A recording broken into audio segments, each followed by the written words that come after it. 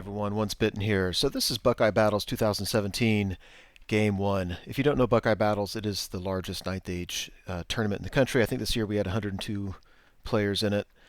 My first matchup is against Saurian Ancients. This is the guy that I've been at a couple tournaments with, but I've never played him before. I know he's won a GT in the last year. He's a real solid player, real good guy. So we're playing regular deployment, and then the scenario objective is a token in the middle of the table. You need a scoring unit within 6 inches of the token at the end of the game. Blah, blah, blah. So overall, it looks like that. I can say that his whole army fits into that little clumpy in there at the top middle. And when I saw the list, I actually like this matchup for me. I think my list matches up very, very well against his list. And really, in truth, there's only one major concern I have about his list, and then two minor concerns. But I'll go through that. So on the right, he's got some Ramphidon riders behind him, some Raptor riders. He's got a Taurosaur. Then he's got his unit of Saurus warriors. They've got three characters there. They've got a BSB. They've got a skink on a palanquin with druidism, so he can regrow wounds, which is really scary because he has some monsters around. And then he's got a skink priest on foot. I'm pretty sure he's rocking the pyromancy. And then he's got his alpha Carnosaur dude. And this guy's rough. And it gave him the Spear of the Stampede. So it does like D3 impact hits. Is that what that thing does? No, D6 impact hits. So strength 7, D6 impact hits. That thing... no, normally in my list, it's the Battle Sphinxes. They're my counter to anything really tough. And this thing just blows them away. So... I need to have him not charge one of my Battle Sphinxes. That guy's rough. Behind him, he's got a Tyroscutus, which is a really interesting monster. It's the wimpiest monster I've ever seen. Now, it has some area buffs it does for him, and I actually kind of like it. It's relatively cheap. It has some benefits of being a monster. It's just not real tough. I actually kind of like that unit. And then he's got some more Ramphidon riders and some more Raptor riders. So his Raptor riders don't scare me a bit. My Necro Guard, I think, should chew them up. His Lord on Carnosaur, I think that's the biggest threat for most armies. And for my army, I'm not that scared of it. I think I can tie it up pretty easily in a lot of different ways. And once I kind of lock him down, I think there's a lot of ways I can beat him. And if he doesn't get in combat with me, I've got catapults and my caskets and stuff that can take care of him pretty easily.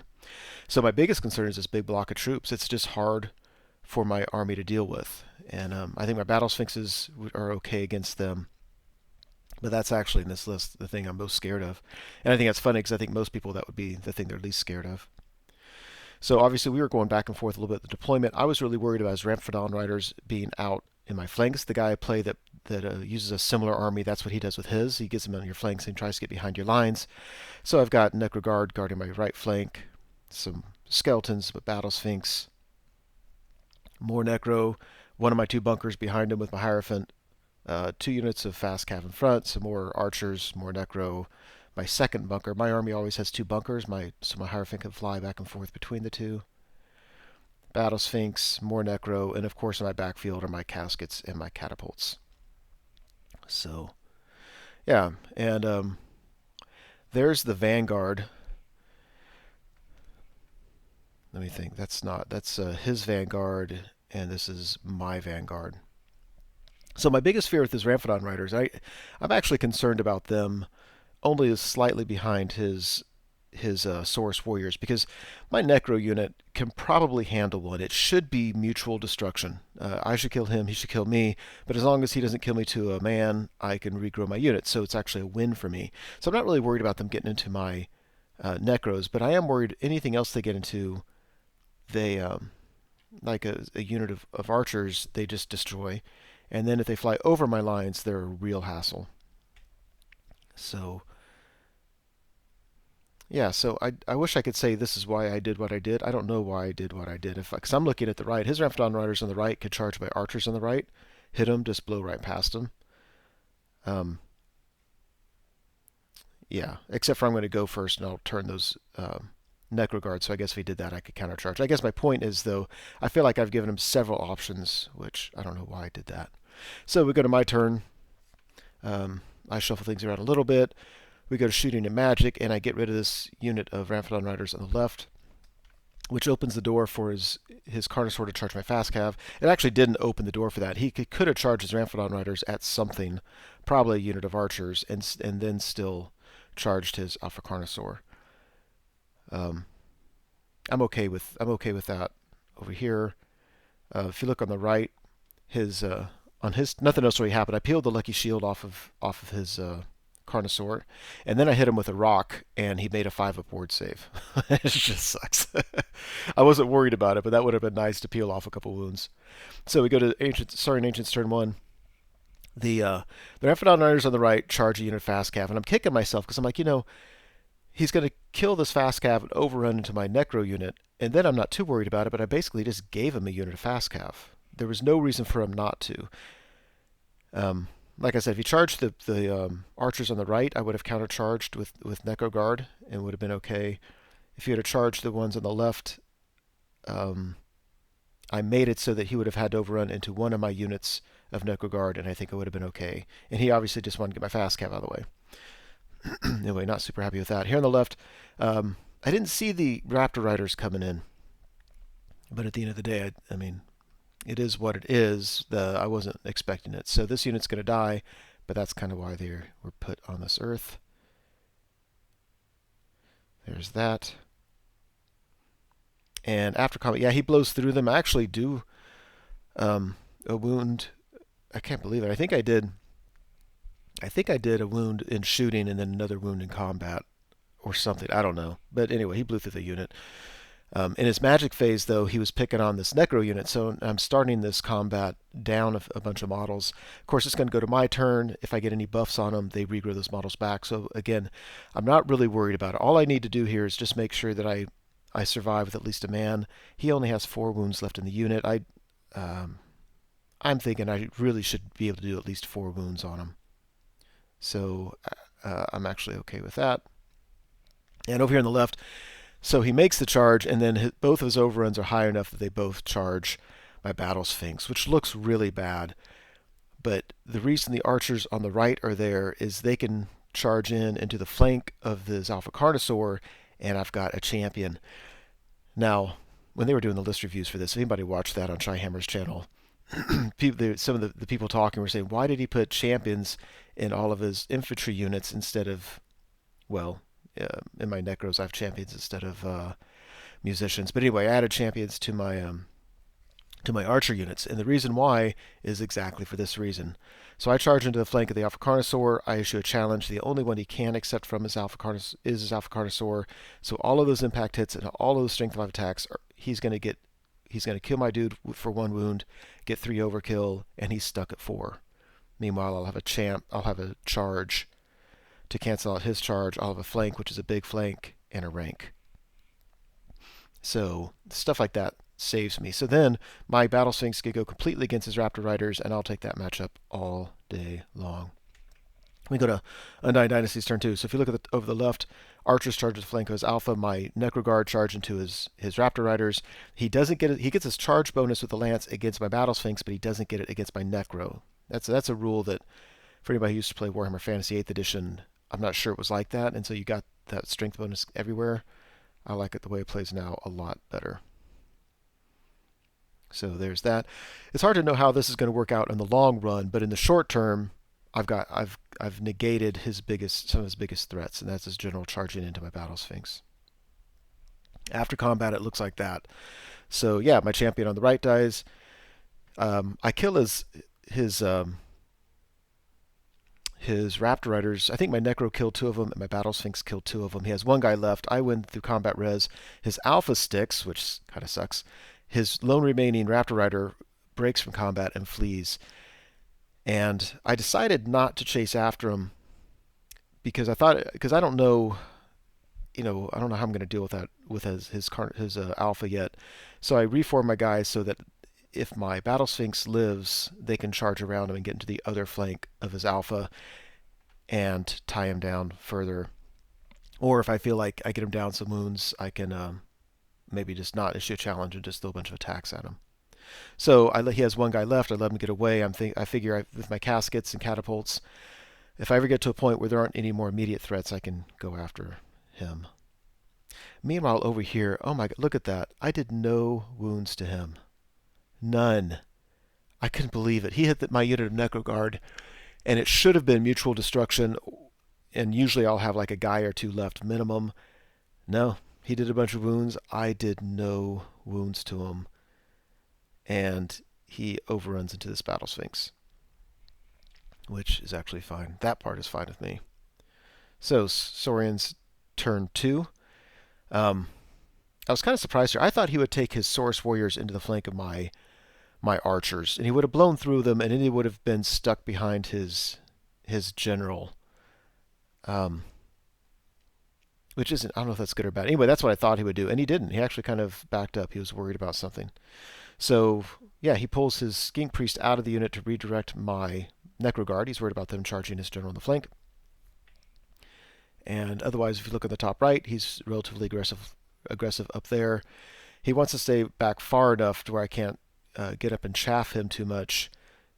And I've got a Necro Guard unit to the right to countercharge anything he throws at that archer unit. So, let's see. In combat, his Alpha just goes to town and kills all of my Saurus warriors. All of my skeletons. And we go to my turn.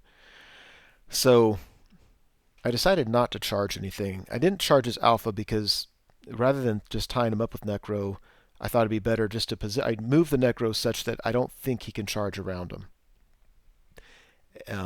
I didn't charge a Skink Priest because if I did, I thought I'd be in easy charge reach of his Tyrus Scutus and his Saurus warriors, and I would just get the unit away. So I figured I'll just shoot at the Skink Priest.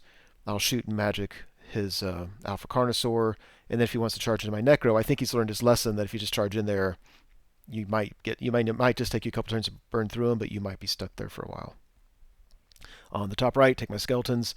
I move them up just 4 inches. This is all I can do, but I position them such that his Raptor Riders in the flank and his Taurosaurs in the front, and my guys are back far enough his Taurosaur can't get an overcharge into them.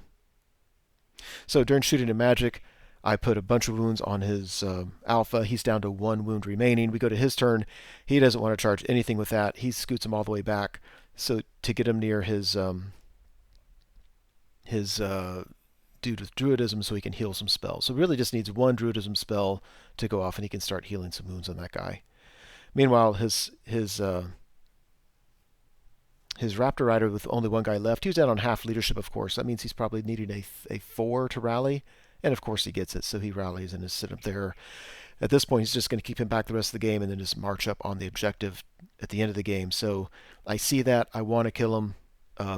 I just have to prioritize my targets, and his general is priority number 1. He charges his Taurosaur and his Raptor Riders into my skeletons. I kind of like how that works out, because if the Taurosaur sits still, it blocks his Raptor Riders. If he overruns, he's got to roll pretty high to not block them. And if I can just kind of chaff all that stuff up and then countercharge with my Necros, I'll be happy with that. So I was really surprised at this point. It felt like he was just kind of backing up, almost conceding and wanting just to conserve points. And now he still has a bunch of points, but then again, I have a lot more ranged weapons than he does. So there's that. And after combat, yeah, the combat on the right, his overrun was just far enough that his Raptor Riders got by them. So I'm going to charge my Necro into his Taurosaur. I like that matchup, actually, for the long run. I think I'm fine. And now I'm kicking myself that my Battle Sphinx wasn't angled more. I think the way it is now, my Battle Sphinx can't see his Raptor Riders. And that's just frustrating, because I don't need to be facing forward. So often in this game, I think in terms of 90-degree angles, and it's just dumb. It's not necessary and dumb. So anyway, that's how it ended up. Undying Dynasties turn 4. Necro charge the Taurosaur. I do it such that if I can kill him, I think he's stubborn. If I can kill him or break him, I can overrun into the flank of his Raptor Riders. That'd be great. I move my Battle Sphinx in front as much as I can. I failed my March test, and so he just came over to block these guys as much as they can. I I don't know why. It looks like I didn't move my archers. I don't know why I didn't scoot them over to the right. If he charges my casket, there's just not a lot I can do about it, so I've decided not to worry about it. But I really don't need him charging my Hierophant's unit. Oh, my Hierophant. In this picture, it looks like he's moved to the left, but in my memory is that he moved back to the right unit after this picture. Anyway, my units on the left I kept in the same place. We go to the shooting to magic, and I actually did the last wound. Oh, on his turn, he wasn't able to get off any druidism spells. Just had some bad luck, rolled low. I stopped the other ones. And then on my turn, I was able to put, I believe, a rock on his head and killed him. So that's a huge threat off the table. Feeling pretty good about the game at this point. After this, we do all wounds except one. And he did some wounds to me. We stick. I'm going to kill this guy next round. I'm really, really certain. But if I could have done one more wound, I could have overrun and maybe hit the flank of that raptor unit. Would have saved me a lot of grief. All right, so we got a Saurian Ancients turn 4. His after backing up before, now his Saurus Warriors charge, and even though from my side of the table it looks like they're far away, it actually isn't that much of a roll they need. My units are not designed to handle stuff like this, and I'm kicking myself like, why did I stay up so aggressively? why didn't I back those guys up? Oh, it's tough being me sometimes. So anyway, they're going to get that unit. The only good news for me is if they've moved away from the center of the table, and I think my Necro unit on the right is easily going to be able to get up at the center of the table, especially with Dance Macabre. And so I think I might be okay with the objective points anyway. I think he decided that he couldn't quite get to my unit, so he charged the casket instead, but he was able to do so such that if he kills it, and he should, he'll overrun into my Hierophant's unit, and I am boned. Oh my gosh, if that happens, I am so screwed. And that's just awful. That's just hideously awful.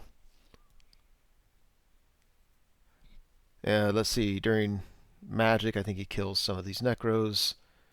After combat, yeah, he blows through the one unit, and then he just reforms, which is cool, because if he overruns, he risks my Necros charging him in the flank. And I think that's a valid concern. So he just reforms, and I'm like, well, if he gets this Necro unit, he's going to be probably too far away to challenge the center of the board with this unit. And it's not too hard for me to kill that lone remaining Raptor unit. So he's got to make that decision. Does he go for the scenario objective, or does he go to get another 260 points? Now over here, this worked out just beautifully. So he charges, he kills my casket, and when a casket gets killed, it blows up. Well, it puts 4 wounds on my catapult. It does a bunch of wounds on my archers, and it does 2 wounds to him. And after he takes those wounds, he no longer overruns into my Hierophant's unit. And then he hopes to overrun, and since he can't hit them, he should hit my catapult, and he rolls a 3 and doesn't even make it there. I got so lucky there. I misplayed that whole part. So I misplayed it so badly, and it still worked out fairly nicely. All right, Undying Dynasties turn 5. As you can tell, the Taurosaur is dead. My Necro unit is just marching up towards the center of the table. I take my Battle Sphinx, go towards the center of the table. I'm trying to threaten that lone Raptor Rider away. If he comes close at all, I want to charge him, maybe tear him off the board or something. Let's see. I keep my Necro unit on the left. There's really nothing I can do with him. I can't march out of sight of his unit. I can't fly my Hierophant to the skeleton unit to allow them to march, because if I do, then his Saurus Warriors could just charge them. Yeah, so things just look like that. I hit these guys with a rock. I kill 5 or 6. I'm really just hoping they fail their panic test, because it's an auto panic test with my chubs, with my catapults, and he passes his panic test. That would have been nice. We go to Saurian Ancients turn 5, and yeah, he just turns those guys around. So now he has his Raptor Rider, which you can't really see. He's measured it out to where he can march and get within 6 inches exactly of the center of the table. He reforms his Saurus Warriors. Now I'm really concerned, because I've got one unit that can get in there. I'm hoping my Battle Sphinx can tie up and block his Saurus Warrior unit from being able to get in there within 6 inches. And if I can get the Necros in, keep his Raptor Rider out, keep those guys out, I get the objective, and that will be huge.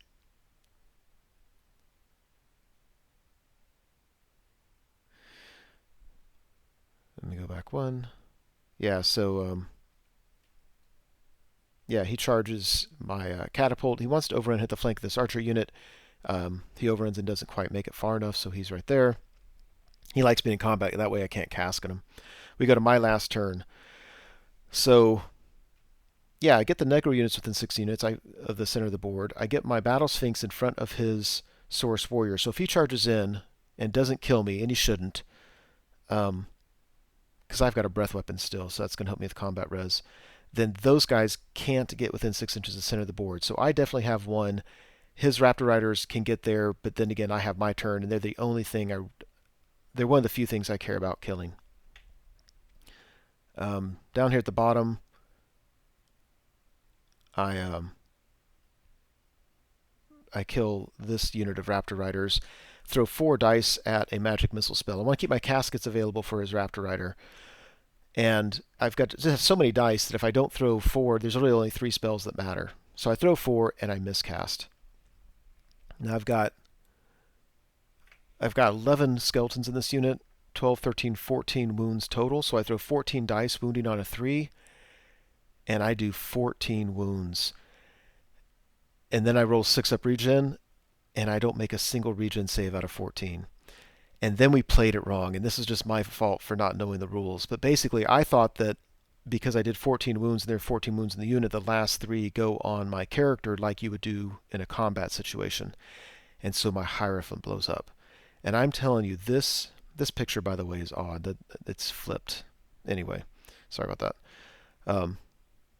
That's just horrible. I mean, everything at this point, not only did I just lose my Hierophant, the points, I love for 200 points for the general, I blew up this unit, then all my units crumble, and the ones where I really needed them to not crumble, like the skeletons that are on the right of this picture, they really should be on the left.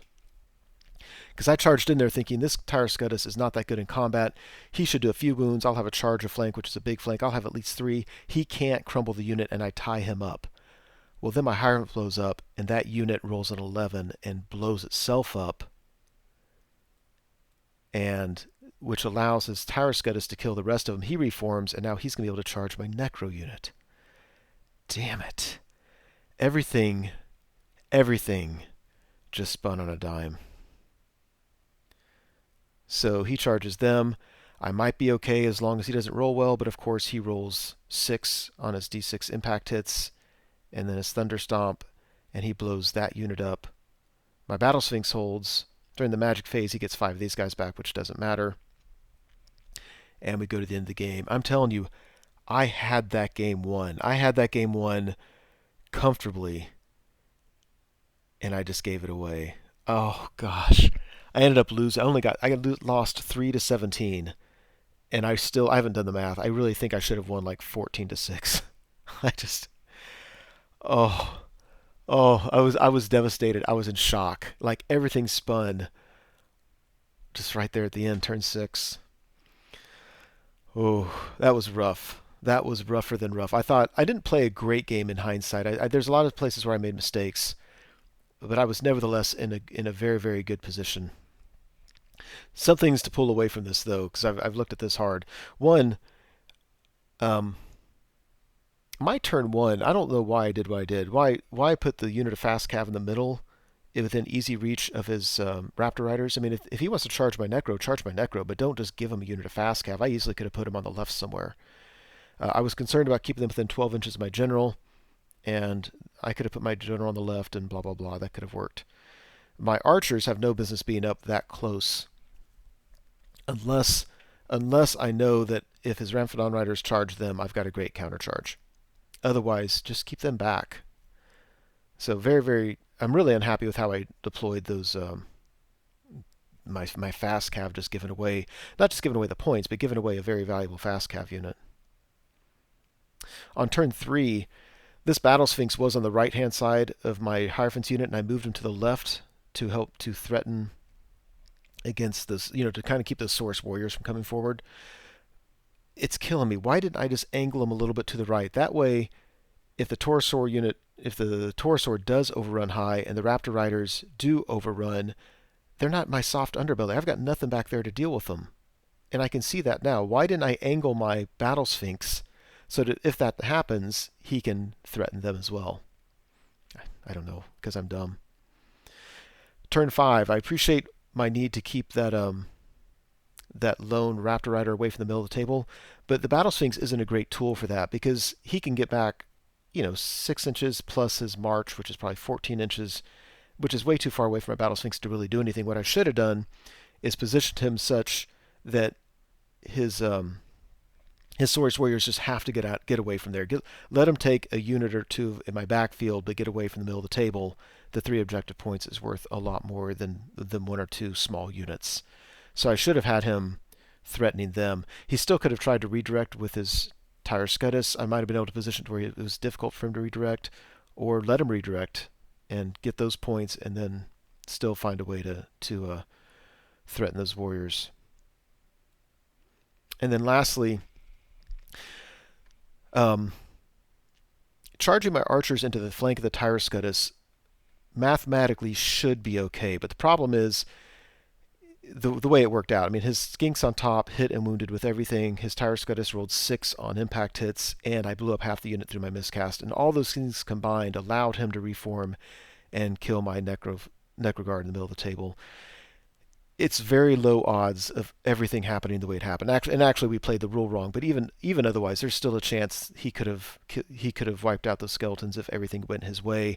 Why take the chance? What I should have done, I didn't want him charging my Hierophant's unit. What I could have and should have done is move the Necroguard up, just do it in a way that they're still facing his cavalry at the bottom of the table, so I can still cast those magic missiles, and just fly him out of there and let the Tire Scutus wants a unit of archers. Let him have the unit of archers. Yeah, it's just I'm getting better at it, but there are times when I take chances that just don't need to be taken.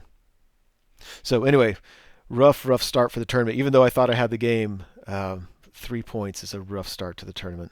Anyway, that's it. Thank you so much for watching the video. I truly hope you enjoyed it. As you know, YouTube has a variety of functions you can use to interact with videos such as this. You can like or comment on the video, you can favorite it, you can share it, and of course you can subscribe to the channel. And I encourage you to do any or all of those things as a way of interacting between viewer and producer. As always, I appreciate your patronage on the channel and wish you all the best.